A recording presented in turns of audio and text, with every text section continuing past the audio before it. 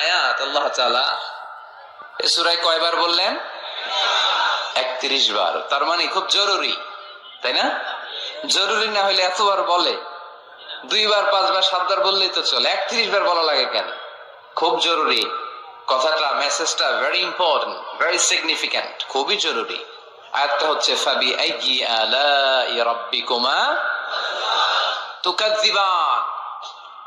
এই মানব জাতি আর জিন জাতি, আমি আল্লাহর দেয়া কোন নেয়ামতকে তুই অস্বীকার করবি বল? মালিকুল আমলাক, রাজাধিরাজ, রাজার মতোই বলছে, ঠিক কিনা? তিনি যেন তেন রাজা নন, তিনি সব রাজার বড় রাজা, মহারাজা।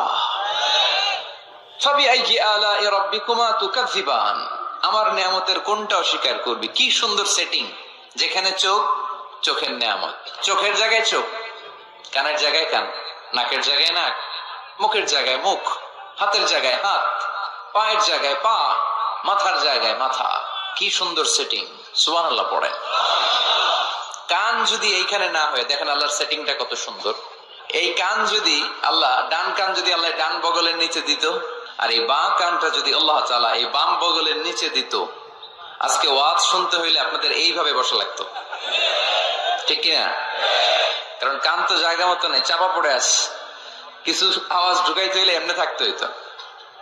চোখ দেখেন কি সুন্দর সেটিং, চোখের এটা যদি এদিকে না হয়ে এইদিকে হইতো কপালে, আর এই চোখটা যদি এই কপালে হইতো, সেজদা দিতে পারতেন? ফুটবল খেলার সময় হেড দিতে পারতেন? ফুটবলে হেড দিতে গেলে চোখ দুইটা ডিমের মতো